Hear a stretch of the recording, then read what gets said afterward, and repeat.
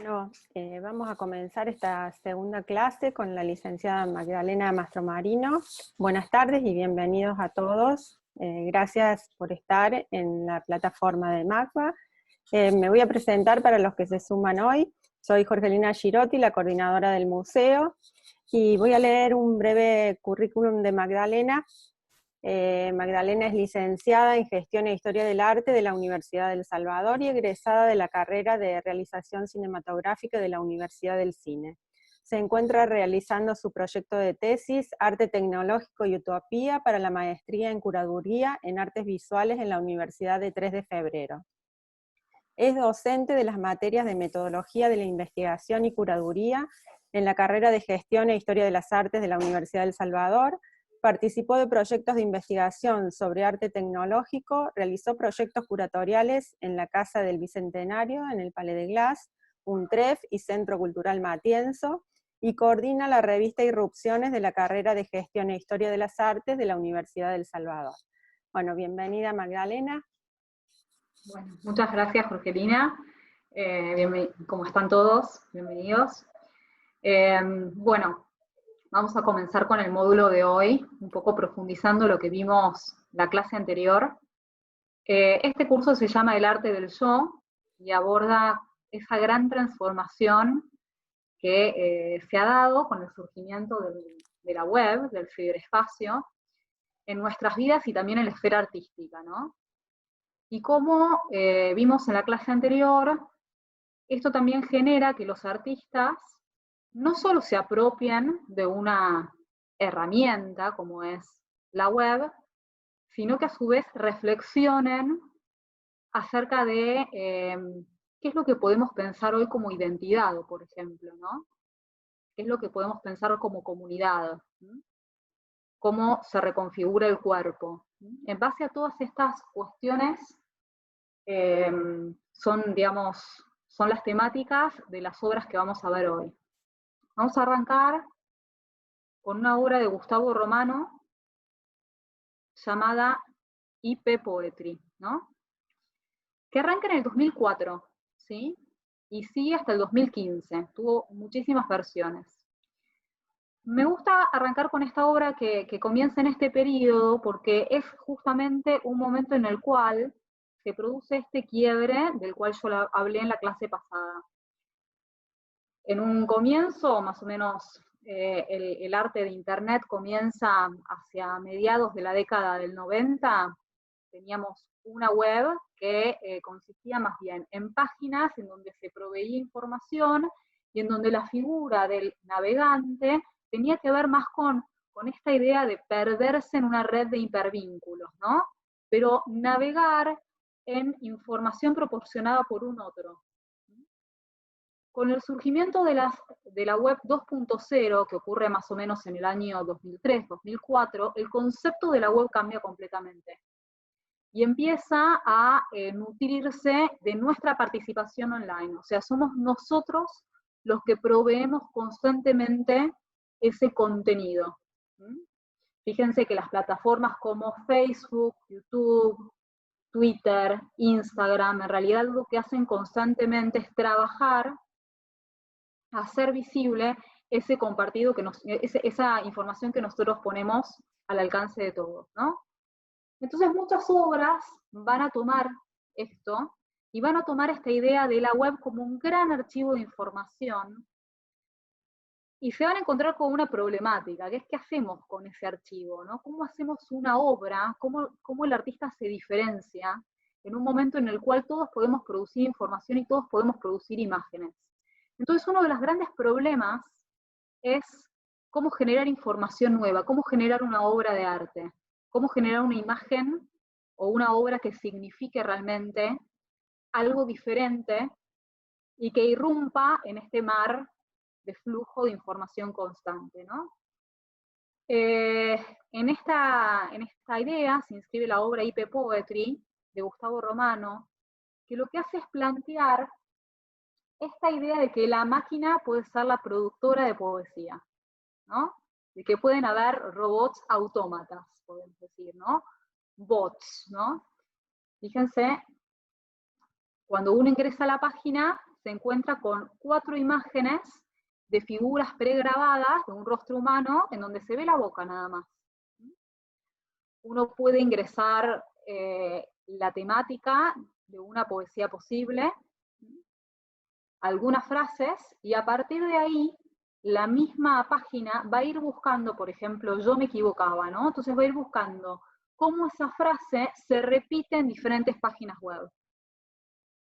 Uno puede estipular los silencios, uno puede estipular la estructura que puede tener la poesía, pero el resto es el azar. El resto se da con la participación colectiva porque se nutre de toda esa otra información. Entonces tenemos, por un lado, un artista que se corre de su figura de autor, porque acá los poetas son estos bots, que incluso Gustavo Romano le asigna identidad a cada uno de ellos, ¿no? Les asigna un nombre a estos bots poetas, como así él los llama. Y además son 4, o sea que hay como, constantemente hay como una idea de estar rompiendo con la unicidad de la imagen, con la fragmentación de la identidad, ¿no? De trabajo con la fragmentación de la identidad. Vamos a ver la obra en acción, ¿no? El resultado de esa búsqueda es este.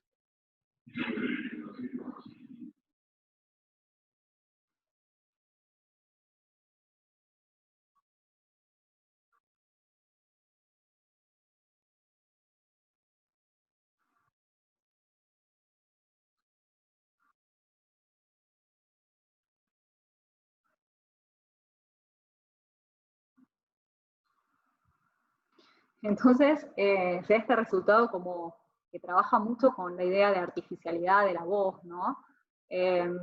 Lo que se hizo para esta obra es grabar una gran cantidad de fonemas, ¿no? Pregrabados, y también se generó un programa que les enseñara a hablar a estos bots, ¿no? Y a partir de allí se genera esta imagen tan particular. Les muestro otra de las versiones.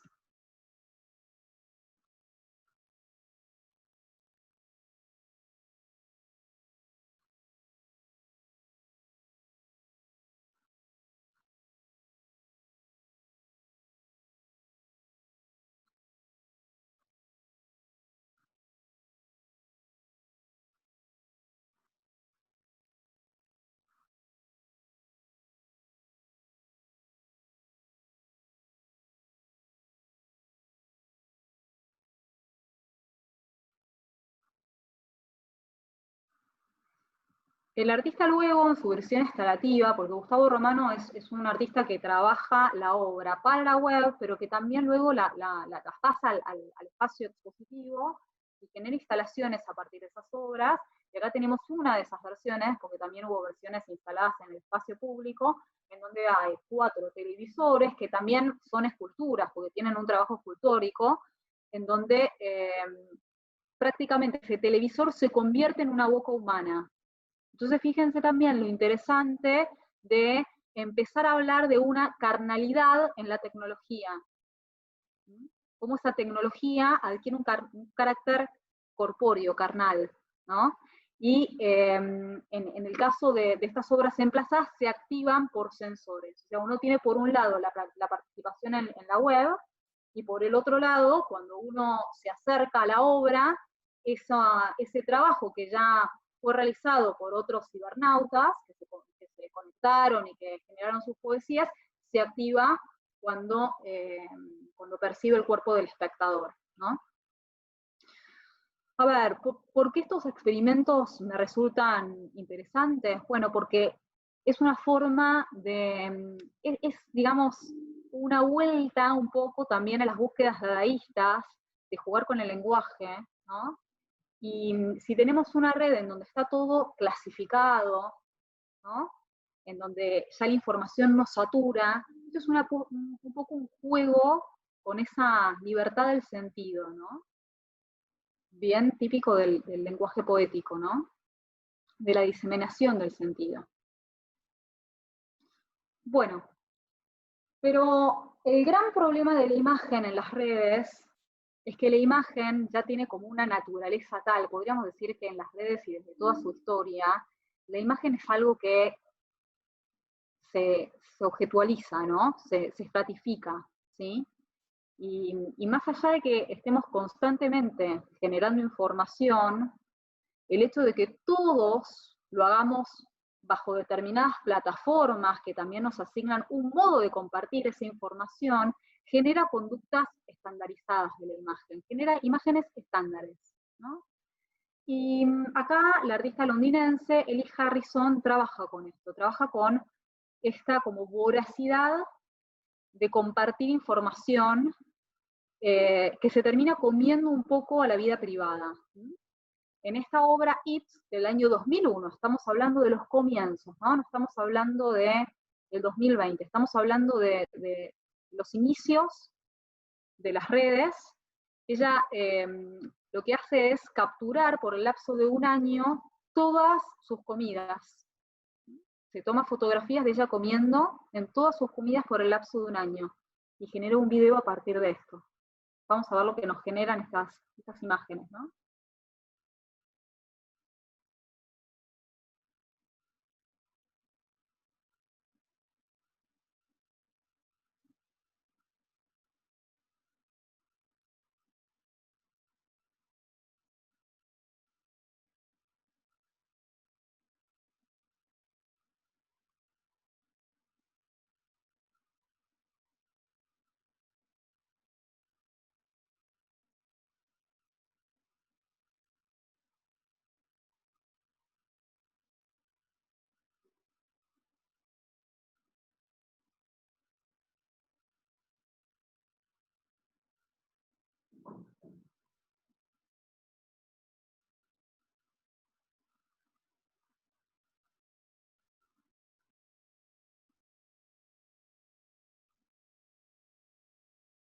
Bueno, un fragmento porque es bastante larga, porque justamente juega también con generarnos esa sensación de agobio, de cómo esta vida se ve, es una vida cada vez más para las redes, ¿no?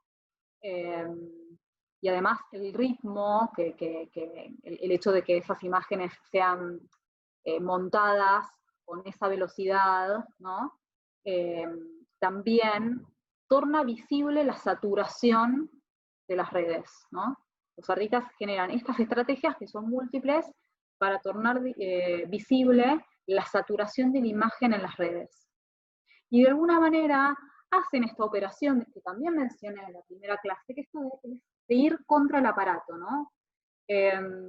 Willem Flusser, un autor checo, en 1985 escribe un libro que se llama El universo de las imágenes técnicas.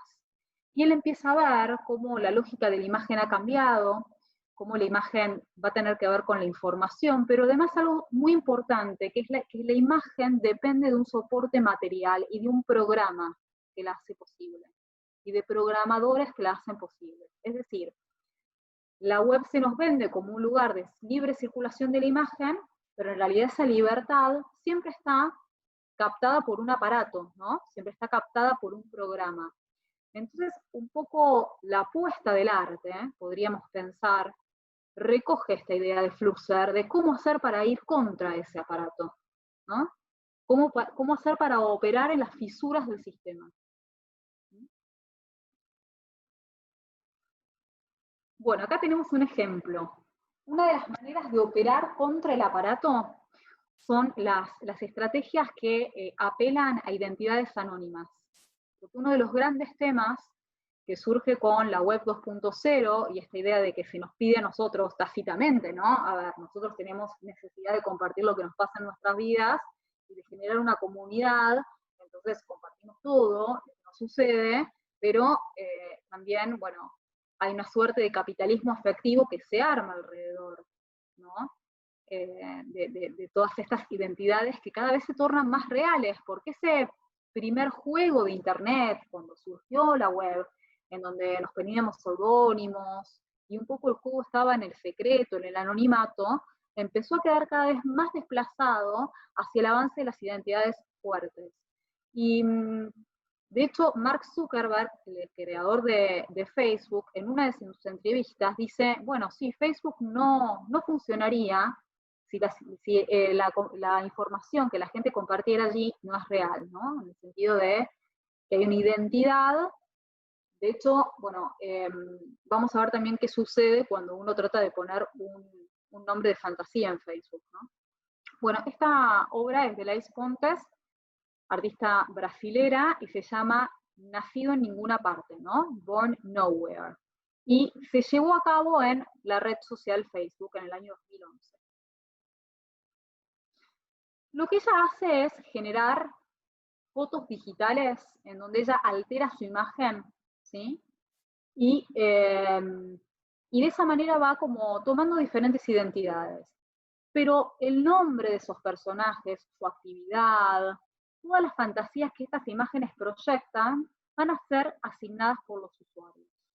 Entonces ella simplemente pone la imagen y la gente comenta, ¿no? La gente comenta y empieza a llenar ese vacío de la imagen.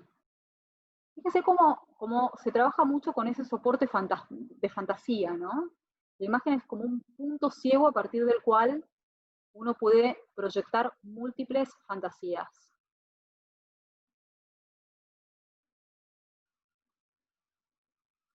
Por ejemplo, acá, ¿no? Vamos a pararlo allí. Bueno, puede ser una maestra de primaria, tiene alrededor de 32 años, y vive en la ciudad de Río, ¿no? La gente va como haciendo una historia a partir de estos personajes ficticios. Entonces, de esta manera, Facebook, que es una plataforma que se utiliza para compartir identidades reales, se utiliza como una obra artística, ¿no? En donde se empieza a jugar un poco más con estas identidades anónimas, con esos primeros, yo digo, ideales utópicos que tenían los primeros usuarios de Internet, que creían que, bueno, ahora iban a estar en un espacio que no iba a poder ser gobernado, que no iba a tener jurisdicción, ¿no? En donde las identidades ya sin cuerpo no iban a poder estar sujetas a nada. Bueno, estas obras recuperan un poco ese espíritu utópico de las primeras obras de Internet. Pero una pregunta, en este caso de esta obra, ¿se escucha? Sí. Ahí es con la complicidad, en esta obra, con la complicidad del espectador, digamos, que claramente asocia a la... Totalmente, el espectador sabe, perfecto, es un juego totalmente claro, claro. Las reglas están claras, ¿no? El artista genera estas imágenes digitales y abre el juego a una obra participativa en la cual el resto de los usuarios empiezan a especular acerca de la identidad de este personaje. Y le asignan una identidad del personaje. Claro, que todavía es como más naif que lo que viene después, ¿no? Porque el juego, las reglas del juego están claras, donde es un juego a inventar a una... Claro, no son personajes, a ver, no son personajes ficticios que se hacen pasar por reales. Claro, porque justamente acá lo que se está reivindicando es el anonimato, son reivindicaciones a las identidades anónimas, reivindicaciones a nuestra identidad, y también reivindicación a pensar la identidad como, ¿no? ¿Cómo podemos pensar la identidad a partir de estas estrategias? Bueno, el yo tiene una idea, o sea, podemos pensar a la identidad como algo fijo, taxonómico, donde los límites están bien marcados, los límites de género, de sexo, de edad, de profesión, etcétera, o podemos pensar la idea de yo como algo completamente abierto, ¿no? Un poco estas obras se inscriben más dentro de esas propuestas, de pensar la identidad no tanto como algo propio, sino como algo impropio, ¿no? Como esas cosas que no se poseen, ¿sí? La identidad son como diferentes, es algo en constante transformación, ¿no? Está constantemente construyéndose. A diferencia de la lógica de un capitalismo afectivo, que justamente lo que hace es ver, bueno, qué estamos posteando, qué estamos compartiendo, para ver cómo podemos definir cada vez más e incluso anticipar la conducta económica de ese usuario, ¿no? Fíjense la importancia entonces de las identidades anónimas, en este sentido, ¿no? Para empezar a ver qué sucede cuando sacamos a la identidad de esos rótulos, ¿no? Y cuando empezamos a jugar también con la fantasía, ¿no? Acá también hay varias cuestiones, son obras contradictorias en algún punto, porque también aquí se ve el peso de la imagen, se ve como la imagen genera como una fantasía determinada, ¿no? Se ve esta lucha constante, que creo que es uno de los grandes problemas del arte, y obviamente del arte de Internet, que es que la imagen tiende a cosificarse.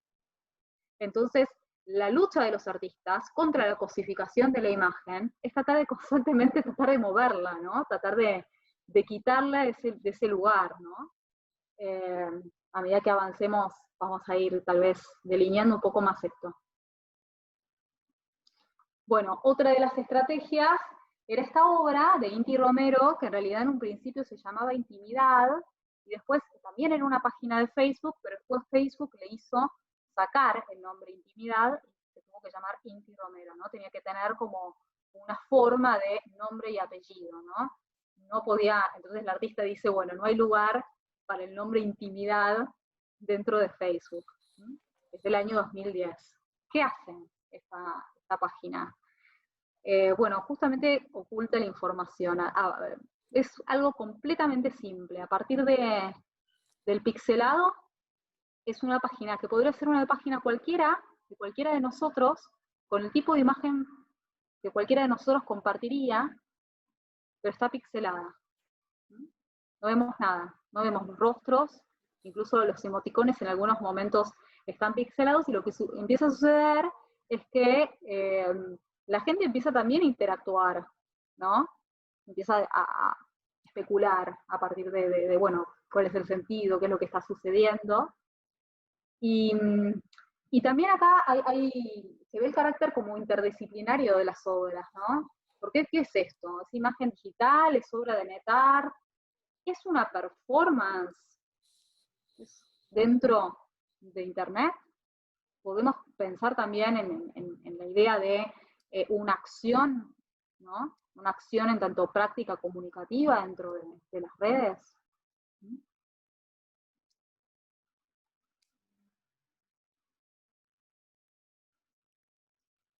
El emoticón pixelado, ¿no?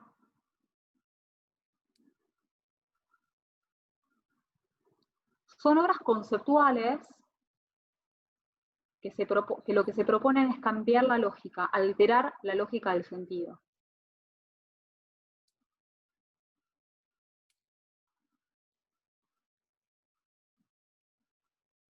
Bueno.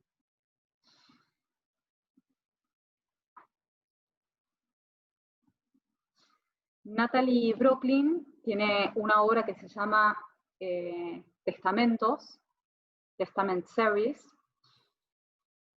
Para los que tuvieron la clase pasada, yo les mostré una obra en donde se trabajaba con estos videos confesionales, ¿no? Porque otra de las manifestaciones que comienzan con las redes son los blogs, y no solo los blogs en tanto, digamos, práctica de escritura, sino también de imagen, esta suerte de videos confesionales, en donde la gente se graba a cámara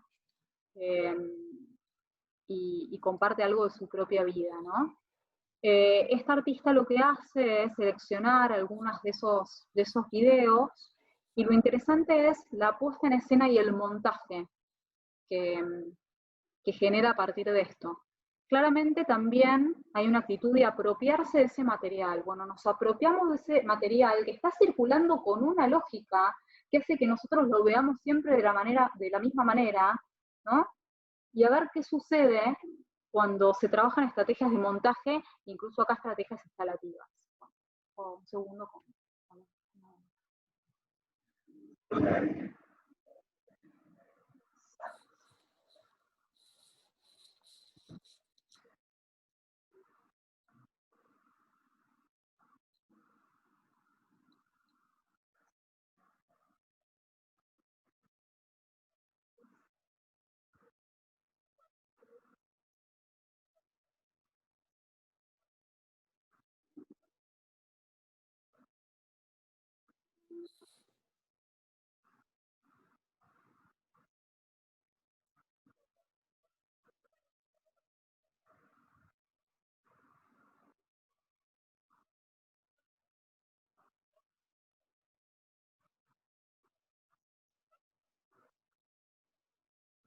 La temática redunda en, bueno, son videos que hablan de la pérdida de algún trabajo, de cómo alguien fue despedido, y de alguna manera ella también los pone en diálogo, ¿no?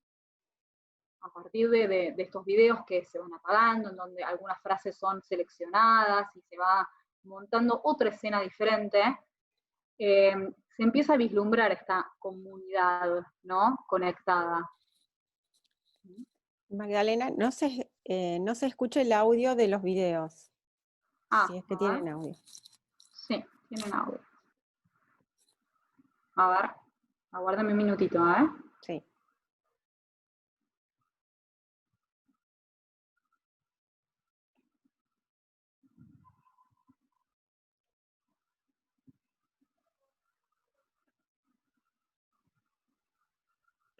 Business has not been good. The guys Ahora have been sí. sitting around the Ahora shop sí. in large numbers. People that were walking by to come over, and then finally the owner cut everybody's hours down to like nothing. And myself and a lot of other people. Between my center and the other center. What the fuck? What's going on? In my life. I went into work, Like any other day. And my clock-in card is missing. And so my manager comes up to me. one of our directors called me into an office. My bosses called me in the office and said, Can I talk to you. and I wasn't sure what was going on. I was but, expecting I went something down bad to happen. And basically, one of the larger people in the company and someone from Human Resources was there.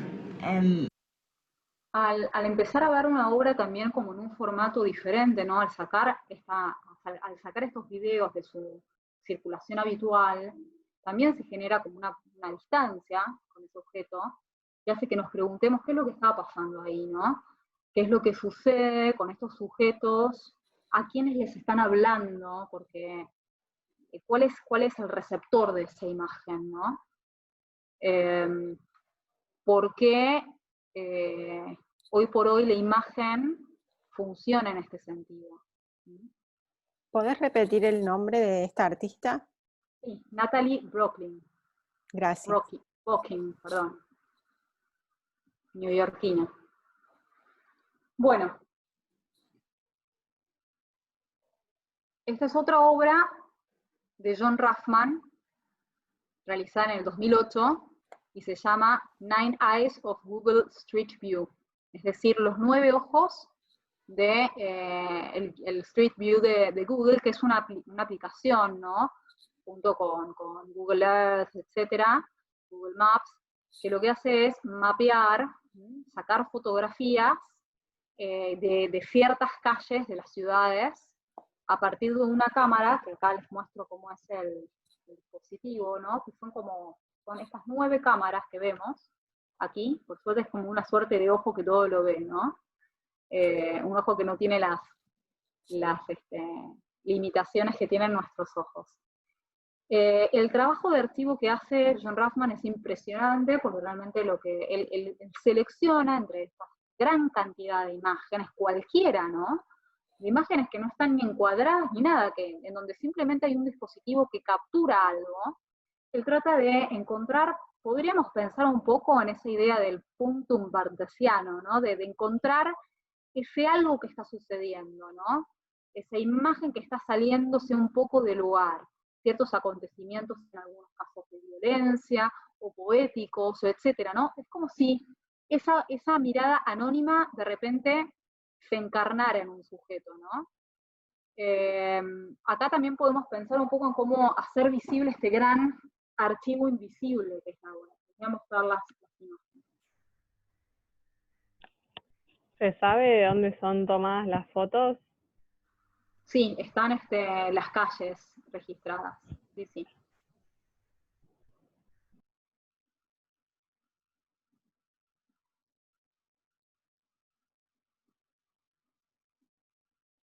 Perdón,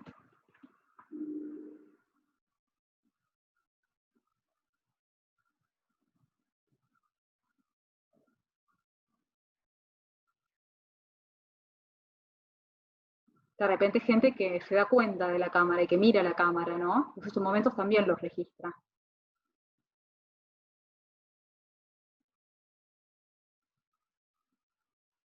Se supone que el dispositivo tiene un mecanismo por el cual las caras se pixelan, pero a veces el dispositivo falla y algunas de las caras quedan a la vista. Entonces es un gran archivo que va también atravesando diferentes formatos, él las imprime, él las exhibe como fotografías, se las apropia de este gran ojo invisible, que también son parte de estos grandes proyectos de intentar mapear el mundo, ¿no?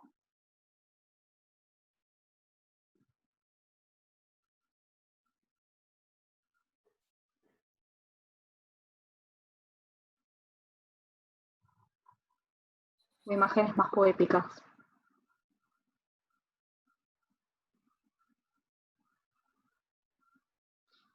Bueno,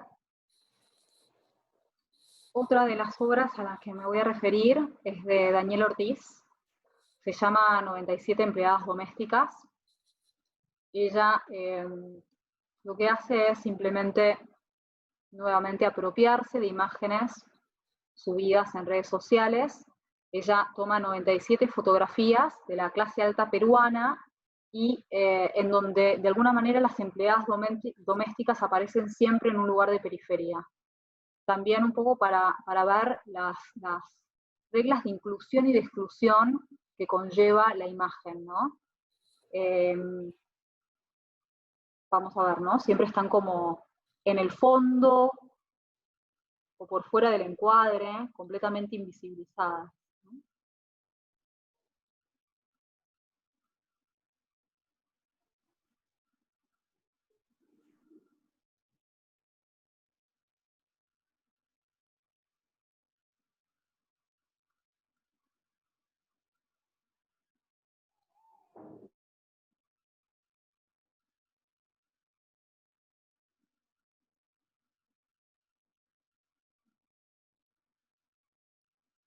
Como un escenario de fondo, ¿no?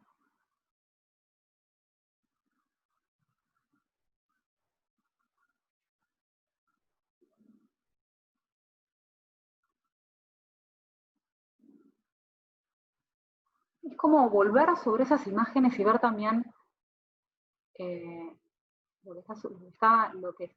todo lo que podemos analizar en ellas, ¿no? En relación a la identidad, en relación al género y en relación también a la clase social, las diferencias sociales. La imagen no es un dispositivo inocente, podrían decir estos artistas, ¿no? Implica una serie de relaciones de poder. Y esta es la forma en la que ella las exhibe.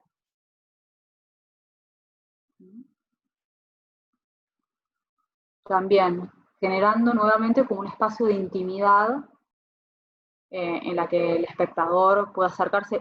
Acá ya no es esa lógica de mostrar todas las imágenes como saturando en una gran pantalla, en donde lo que vemos es como la acumulación simplemente, como en el video de la chica comiendo, en donde es una saturación de la misma imagen una y otra vez, sino acá justamente la operación es diferente, ¿no? Es detenerse en cada imagen y encontrar la singularidad, ¿no? Magdalena, te hago una pregunta. ¿Qué pasa con la protección de la identidad, justamente?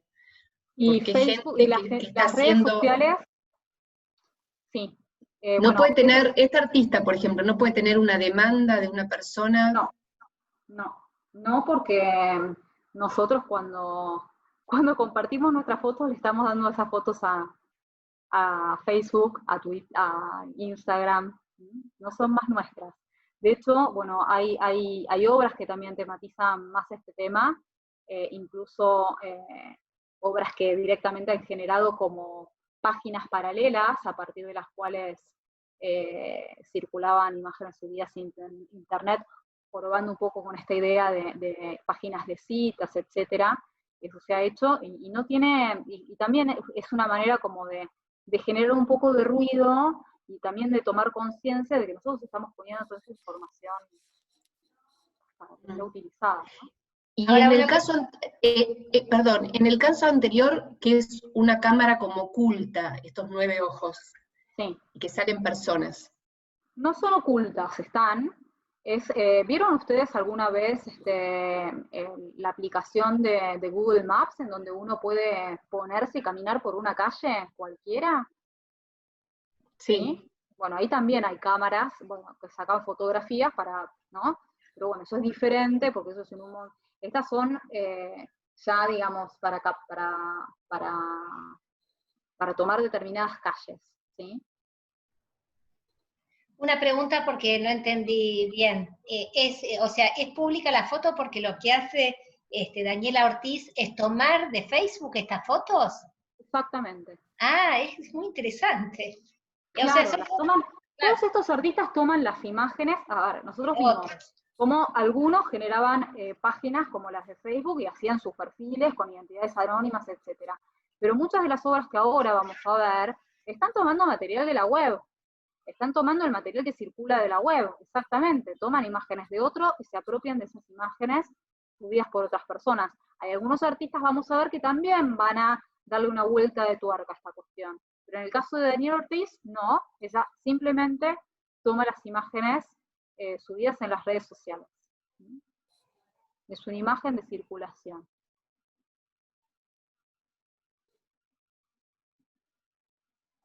Bueno. Pregunta, antes de seguir. ¿Y esa obra después cómo se vende? ¿O se vende o no? Bueno, Pues, en el caso de ella, no solo se expuso, sino que también ella generó un libro de artista. Y el libro de artista se vende. Gracias. Imagen del mismo, no me acuerdo si llega a tener una imagen, ahí está. Tengo una pregunta, ¿qué pasa con la parte legal? No pasa nada, no pasa nada, no pasa nada porque son imágenes que uno no tiene un derecho de autor sobre sus imágenes que ya subió a Facebook y compartió de forma pública. Ahí hay un vacío, no hay... Vieron que muchas veces circulan estos mensajes en donde dicen, bueno, hay que compartir esto porque si no a partir de tal fecha Facebook va a ser dueño de toda tu información. Dicen que también, esto es lo más inocente que se hace en realidad. No sé si conocen toda la problemática con Cambridge Analytica, que era, bueno, un centro de operaciones en donde se extraían datos para luego todo eso encaminarlo hacia la propaganda política, etcétera. Ese es el juego que elegimos jugar, ¿no? También, ¿no? Bueno. Perdón, una última pregunta. Sí. Quería saber si los perfiles son públicos o privados. Sí, públicos. Gracias. Bueno, acá, bueno, ya nos vamos a la obra de John Fontcuberta, español. Es un fotógrafo español. Él genera estos Google Gramas, lo llama, ¿no? En realidad, a partir de una aplicación es esta como vieja idea de tomar pequeñas imágenes y hacer una imagen a partir de esas pequeñas imágenes, ¿no? Que por hoy ya hay softwares y aplicaciones que lo hacen. Pero la vuelta de tuerca que le da este artista es que es el juego de sentido entre las imágenes, entre la gran imagen y la pequeña imagen, ¿no? Entre el todo de las partes, podríamos decir, ¿no? Por ejemplo, acá esta es una imagen de las Torres Gemelas, compuesta por un montón de imágenes que él extrajo a partir de las palabras claves de Dios, Alá, religión, ¿no?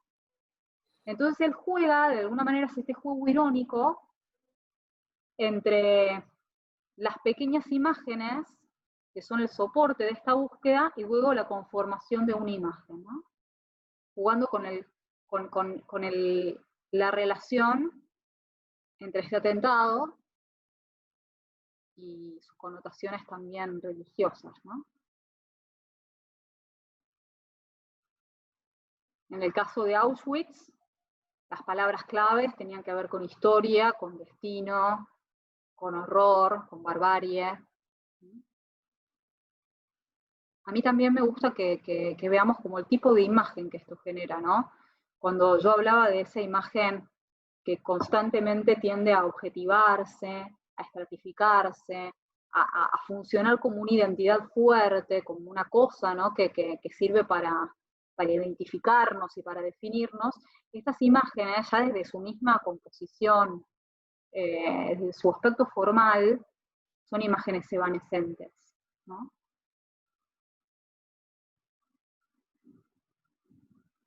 Acá en relación a la muerte,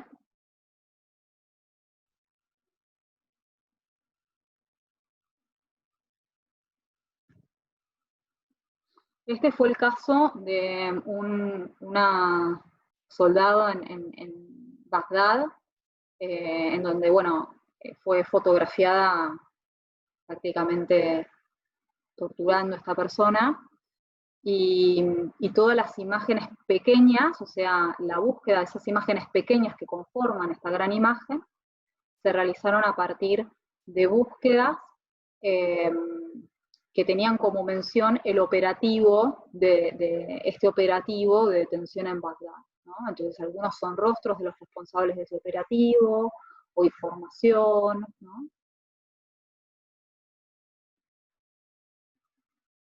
Este es un detalle para que vean, ¿no? Es un detalle de la misma imagen, fíjense, son imágenes enormes, que llegan a tener un buen nivel de detalle si uno se acerca, ¿no?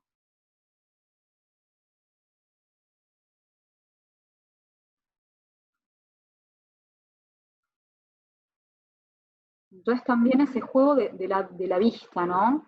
De lo grande a lo pequeño, ¿sí? Para volver a dotar de sentido esas imágenes que circulan en la web.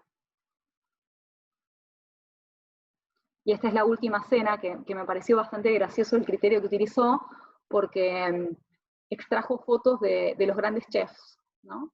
Distintos chefs famosos, cocineros famosos, y a partir de ahí genera la imagen de la última cena también con mucha ironía, ¿no? Bueno, Corinne Bionet, artista suiza, tiene una serie que se llama Photo Opportunities, y ella lo que hace es, nuevamente, extraer de las redes imágenes de algún punto de vista, de algún objetivo turístico emblemático, y toma esas imágenes y las superpone, ¿no? Entonces se genera, generalmente, bueno, un poco lo que sucede es que uno se encuentra con imágenes muy parecidas, ¿no? Pero con este juego de opacidades, uno puede ver esa relación entre juego y entre similitud y diferencia, ¿no? Esto también me parece que son también imágenes que tratan de dar cuenta de esa comunidad interconectada, por eso también el título del curso, ¿no? De esta idea de pensar el yo como una comunidad interconectada, y estos artistas que también tratan de ver cuál es la imagen de esa comunidad, ¿no? ¿Cuál podría ser una imagen para esa comunidad? Estas imágenes espectrales, ¿no?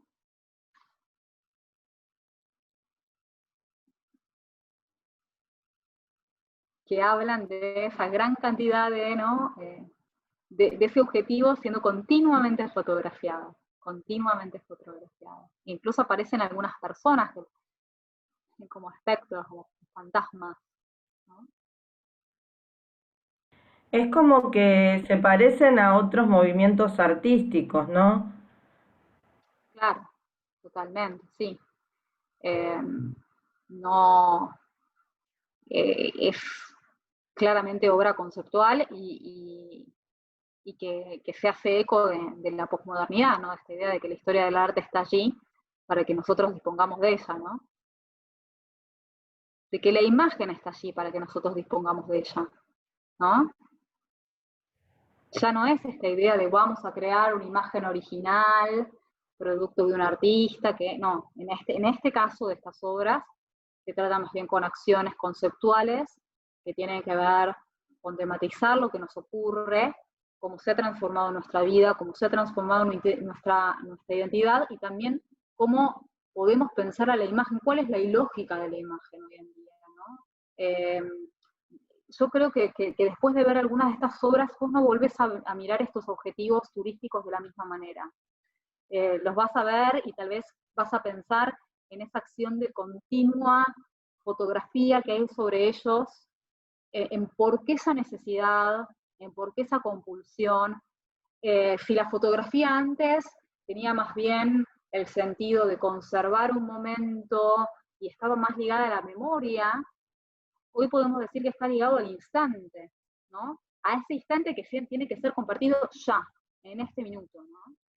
En esas imágenes que circulan constantemente. Entonces también es un poco agobiante pensar, e interesante, cómo hacer que la imagen signifique algo y no se pierda en ese flujo de información. Cómo hacer que esa imagen tenga un sentido artístico. Bueno, acá tenemos dos obras de Penélope Umbrico, de Filadelfia. La primera se llama Puestas de Sol, retratos de puestas de sol, con imágenes extraídas de Flickr, que también es otra, sí, podríamos decir, red social, y acá ella específicamente genera estas grandes composiciones con fotos tomadas de Flickr, pero siempre seleccionando los casos en donde las personas estén a contraluz, en donde el rostro de la persona permanezca anónimo.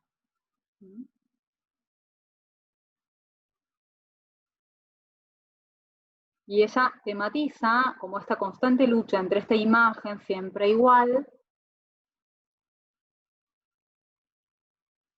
¿no? Es que el material realmente de las imágenes que circulan es nuestra vida cotidiana, ¿no?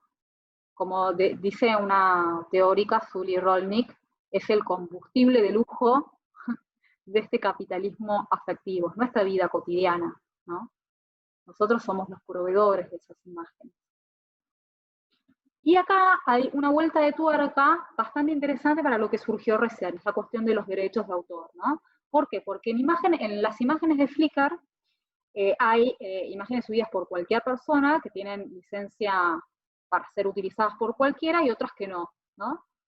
Entonces ella quiso buscar diferentes fotografías de la luna y también un poco contrarrestar las fotografías que habían sido tomadas por usuarios tal vez más, digamos, no profesionales, y aquellos que disponían de un dispositivo técnico ya más complejo, etc., y empieza a encontrar regularidades entre ellos, ¿no? La obra se llama Las fotos de todo, cualquier licencia, ¿no? Las fotos de todos, cualquier licencia. ¿Por qué? Porque ella, bueno, en el caso de que la licencia fuera compartida, no hay ningún problema, pero ella genera un listado, y acá hay algo muy interesante en este gesto, en donde aparece el nombre de cada una de las personas, de las cuales ella extrajo su imagen. Y en el caso de los que no tenían licencia para ser utilizada, les pide permiso. Estoy hablando de la red social Flickr, no de Facebook, ¿no? Entonces, junto con la obra... Perdón, ¿de qué red social? Flickr. Acá la tienen escrita. ¿La ven? Flickr. Es como, más que una red social, es como un archivo fotográfico, ¿no? Entonces, junto a la obra, está este gran listado, yo adjunté una parte nada más. ¿Puedes dejar Sí. un poco más de tiempo? No me da tiempo a anotar. No estoy escuchando. Si podés Se escucha muy bajito. ¿Ahí me escuchás? Que puedas compartir la pantalla. ¿Yo? Sí. ¿No se está viendo? No, no se está viendo. ¿Mi pantalla no se está viendo? No. No se ve el PowerPoint. A ver. ¿Hace mucho o recién? Hace un ratito, muy poquito. Ahí, ahora A mí sí. se me ve. Bueno. Ahora sí. Avísenme por Está favor, perfecto. porque a mí no me figura nada. Perdón, a mí se me va.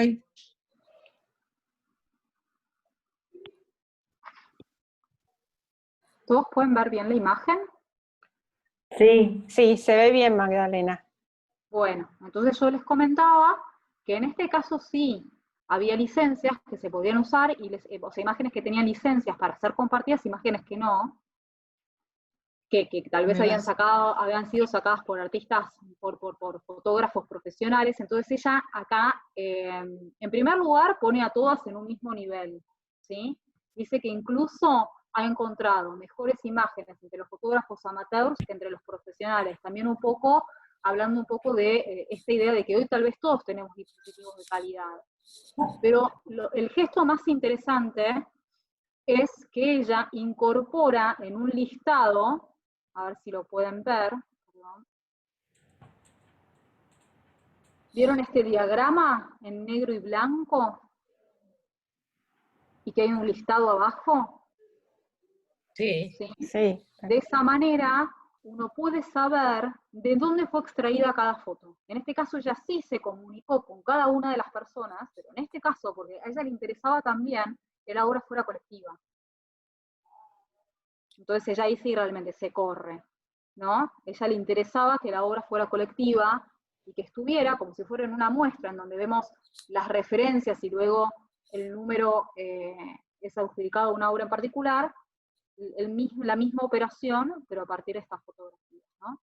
Ahora, otro de los elementos también para ver es cómo estas grandes instalaciones compositivas manejan también una idea del color, una idea de la estructura, un tratamiento de la imagen, a partir del montaje de esas imágenes apropiadas. Se genera una obra diferente, ¿no? Tanto en el caso de la luna, como en el caso de los atardeceres.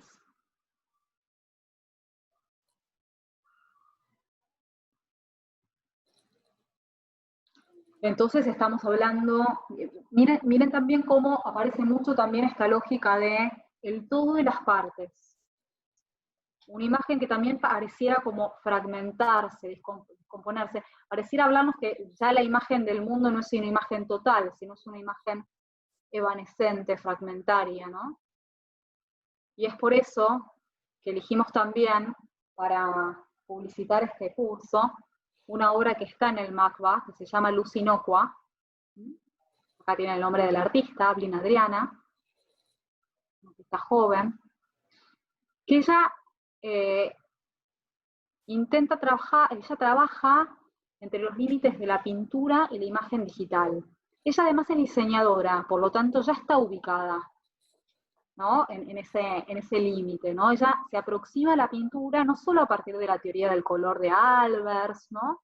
Este como minucioso estudio del color, porque ella no solo estudia, ella intenta traspasar la lógica de los colores digitales a la pintura, ¿no? Y fíjense también esas pequeñas unidades de color, cómo las va trabajando y cómo va como generando esa suerte de luz tan típica también de la imagen digital, ¿no?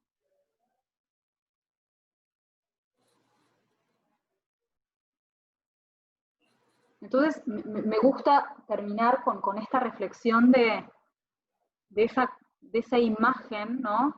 De cómo encontrar la imagen de esta época, podríamos decir, ¿no? Cómo encontrar esta imagen, una imagen de esta época en donde solo tenemos como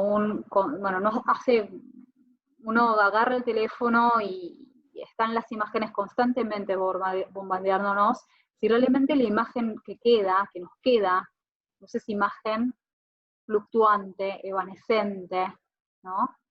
Esa identidad que se difumina, esa comunidad que está conectada, pero a partir de pero que tiene esta contradicción, ¿no? Entre imágenes que son todas iguales y de repente algunas chispas de luz, ¿no? De este operar en las grietas y desvirtuar un poco la lógica de los aparatos.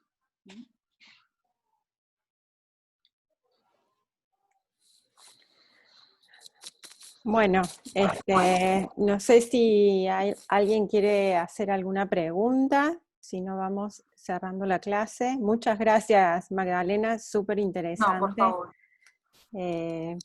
Yo había hecho algunas preguntas, pero a lo mejor para el futuro, para otros cursos, que me parecía bueno como encuadrar si en algún momento cuando intervenía el espectador era happening, era performance, como me hubiese gustado ver a qué movimiento a lo mejor pertenecía o dónde se encuadraba determinada obra. Te cuento, eso es otro de los grandes temas, ¿no? No son obras que se encuadren en una sola lógica, son obras que van atravesando muchos formatos. La primera que yo mencioné, IP Poetry, la de los robots, ¿sí? Vamos a volver ahí.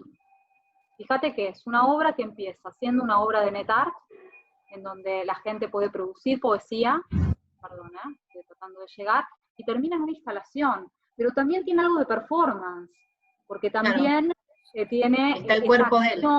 Y también está el cuerpo, y también están las imágenes grabadas. Entonces, se está hablando de obras realmente híbridas, en donde las categorías... no están definidas. Las categorías, claro, son completamente inútiles. Y después pensaba, o sea, lo que me hizo reflexionar este curso, particularmente la clase de hoy, es qué pasa con el anonimato, que creemos que estamos protegidos y... Y sí, cuestiona justamente yo eso. para pensar, surgirá...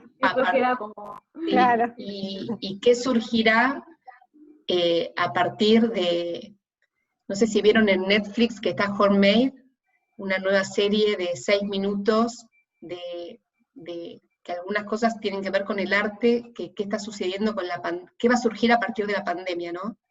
Con el arte, con las redes. El arte nosotros mismos. El arte no es un efecto. Con nosotros mismos, sí. Claro. El arte no genial es la clase de hoy. Muchísimas gracias. La verdad que es súper interesante y para pensar. Bueno, me alegro mucho. Gracias. Bueno, gracias a todos entonces. Nos vemos en un próximo curso. Les estarán llegando nuestras próximas actividades. Gracias a todos. Adiós. Nos esperamos. Gracias. Gracias, Magdalena. Gracias. Gracias, Magdalena. Muchas gracias, Magdalena. Gracias.